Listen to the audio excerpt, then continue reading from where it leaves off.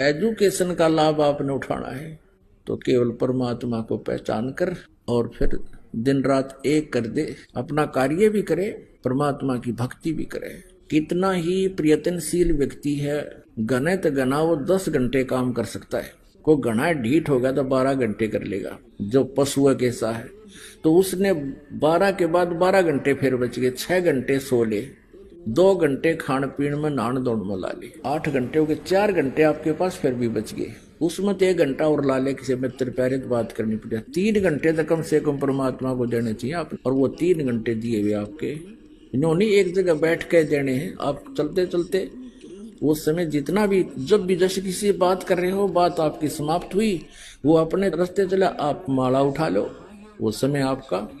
इस तरह कुल मिला करके जो 3 घंटे आप मालिक को दे दोगे, बेड़ा पार है, गणे की जरूरत को नहीं। पुण्यात्माओं, जीवा कितनी काम की चीज है, हर प्रकार के टेस्ट बता देती है, खाने में सहयोग देती है, परमात्मा का गुणगान करती है। यदि हम इसका यथार्थ यूज नहीं करते, सही प्रयोग नहीं कर रहे हैं, जैसे सारा दिन झूठ बोले, पेट के लिए अटपट करते हैं, किसी का गलत गवाही देकर उसको सजा प्राप्त करवा देते हैं अपनी इस जुबान से, तो ये जुबान आपके लिए सबसे बड़ी दुश्मन सिद्ध होगी। और अगले जन्म में आपको पशु योनि में भेज दिया जाएगा। जुबान होगी लेकिन इसको आप बोल नहीं सकोगे। तो परमात्मा कहते हैं यदि भक्ति नहीं करते हो, परमात्मा की गुणगान नहीं करते हो, इसके अतिरिक्त आप केवल रोजी रोटी या किसी अन्य को सताने के लिए जिह्वा का प्रयोग करते हो। कबीर सतगुरु मिलने से तत्व ज्ञान का हमें प्रकाश होता है, उसके आधार से फिर हम अपने उस मार्ग पर चलते हैं। कबीर साहब कहते हैं, पीछे लग गया जाऊं था मैं लोक वेद के साथ, रास्ते में सतगुरु मिल गए वो दीपक दे दिया हाथ। लोक वेद दंत कथा जैसा सुना सुनाए ज्ञान से हम साधना कर रहे थे, उसी के आधार से हम चल रहे थे। हम अपने ऊपर उदाहरण देकर हमें समझा रहे कि पीछे लग गया जाऊं था मैं लोक वेद के साथ, रास्ते में सतगुरु मिल गए और दीपक दे दिया हाथ। ये तत्व ज्ञान रूपी टॉर्च दे दी, लालटेन दे दी। अब इसकी रोशनी में हम गड्ढों में, बोझड़ों में, कांटों में नहीं जाएंगे। इसके प्रकाश से हम सुमार्ग पर चलकर मंजिल पर पहुंच जाएंगे। परमात्मा कबीर जी का शब्द है, फिर भी हमने इसके अंदर क्या संदेश दिया है, इस पर ध्यान देना है।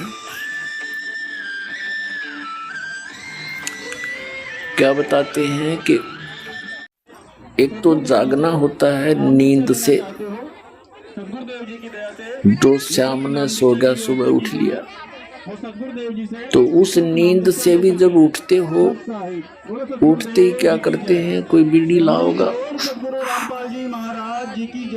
कोई होक्का भरन चल लेगा, कहते हैं फिर क्या जाग गया, उठ सवेरे होक्का भर लिया।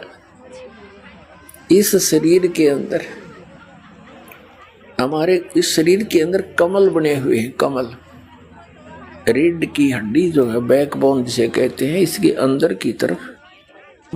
आप तो बालक हो, आपको तो बनी बनाई खीर मिल गई, ना मुंह में माख फूटी और ना कोई आंच लगी।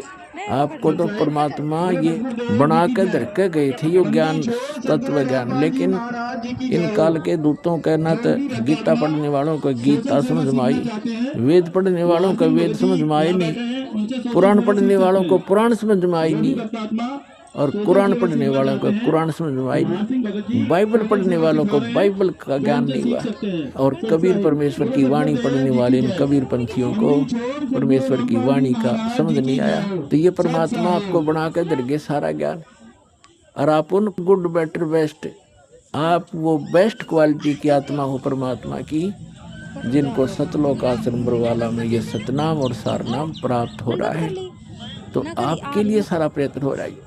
चारों युग में संत पुकारे, कूक कहा हम हेल रे, हीरे माणिक मोती बरसे ये जग चुगता ढेल रे। अब ये तत्व ज्ञान रूपी यथार्थ भक्ति विधि रूपी ये हीरे और मोती हमने बखेर रखे हैं और इनको ये चुगते नहीं, क्योंकि इन अज्ञानी ऋषि महर्षियों ने उन हीरे मोतियों की पहचान कौड़ियों के रूप में करवा रखी है। तो ये डले कंकर पत्थर इकट्ठे कर रहे आन उपासना रूपी जो पूजाएं आप करते हो, आन उपासना करते हो, परब्रह्म ब्रह्मा विष्णु महेश दुर्गा आदि देवी देवताओं की जो पूजा तुम करते हो, ये तो डले इकट्ठे करना, कंकर इकट्ठी करना।